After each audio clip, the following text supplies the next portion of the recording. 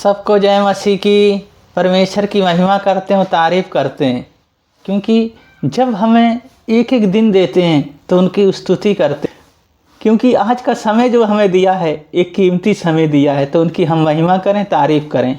वचन के लिए प्रार्थना करेंगे। महान अनुग्रहकारी पिता परमेश्वर यीशु मसीह जी वचन पढ़ते हैं, उसमें सहायता मदद करें और आप अगुवाई करें। और प्रभु जी गहरी बातें और भेद की बातें बताएं। प्रत्येक जन को आपके हाथों में सौंपते हैं। उद्धार करता यीशु मसीह के नाम से मांगते हैं, आमीन।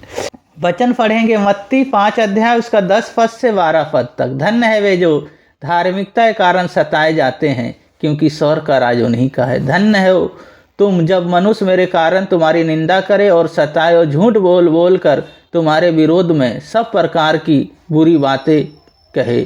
तब आनंदित और मगन होना, क्योंकि तुम्हारे लिए स्वर्ग में बड़ा फल है, इसलिए कि उन्होंने उस भविष्यद्वक्ताओं को जो तुमसे पहले थे इसी रीति से सताए थे।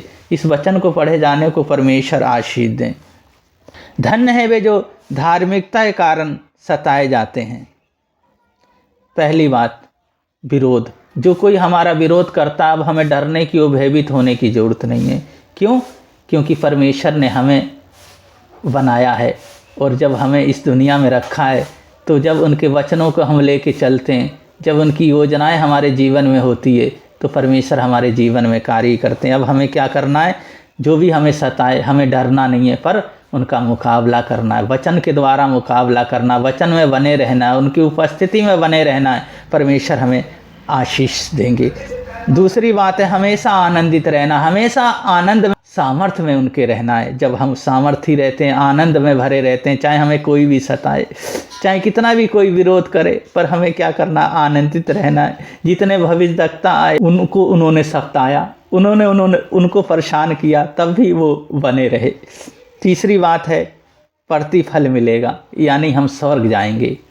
प्रतिफल, वो बड़ा फल हमारे लिए रखा है जो स्वर्ग में है, तो यीशु मसीह कहते हैं वो तुम्हें प्रतिफल मिलेगा। तो पहली बात है, हम विरोध कोई भी करता है तो हम उनका विरोध ना करें, और हम उस विरोध का मुकाबला करें और दीनता और नम्रता के साथ। और दूसरी बात है हमेशा आनंदित रहें, खुश रहें, उनके सामर्थ्य से भरे रहें। और तीसरी बात है हमें प्रतिफल मिलेगा, हम स्वर्ग जाएंगे। तो परमेश्वर की महिमा करते रहें, तारीफ करते रहें, उनकी जय जयकार करते रहें। प्रार्थना करेंगे, अपने हाथ शरीरों पर रख लें। महान अनुग्रहकारी पिता परमेश्वर, बहन भाइयों को, बच्चों को, सबको आपके हाथों में, आपके लहू में ढकता होने दे कार्य। आपका वचन कहता कोई विरोध करे तो तुम उनका विरोध मत करना, आनंदित रहो और तुम्हें फल मिलेगा, तुम स्वर्ग जाओगे। तो इसी तरह हम प्रभु जी आपके वचन में और आपकी प्रार्थनाओं में हमेशा लेलीन रहने पाएं और आपकी उपस्थिति में चलने पाएं। जो 7 वचन आपने दिए इसमें प्रभु जी, उस 7 वचन पे अपना जीवन को जीने पाए पहाड़ी उपदेश में, और आपकी महिमा करने पाए। हर दुर्बलताएं, बीमारियां सब चली जाएंगी और आपके अभिषेक से भर जाएंगे प्रभु जी। जिनके प्रभु जी बच्चे नहीं होते हैं उनको बच्चे होने पाए प्रभु जी। जो शैतान बंधन डाल रखा है वो बंधन टूटने पाए, और प्रभु जी रोजगार, बिजनेस, जिनका मैरिज होना है प्रभु जी, जिनको बीमारियां हैं यीशु मसीह आपके नाम से चले जाए। जो परेशान है, जो टूट चुके हैं, सबको संभाले मेरे यहोवा। पिता, पुत्र, पवित्र आत्मा के नाम पे आशीषित करते हैं। सारा गौरव, आदर, महिमा आपको देते हैं। हमारे उद्धार करता यीशु मसीह के नाम से मांगते हैं, आमीन। वचन के अनुसार जीते रहें, परमेश्वर की महिमा करते रहें। परमेश्वर आप लोगों को बहुत बहुत आशीष दें। सबको जय मसीह की।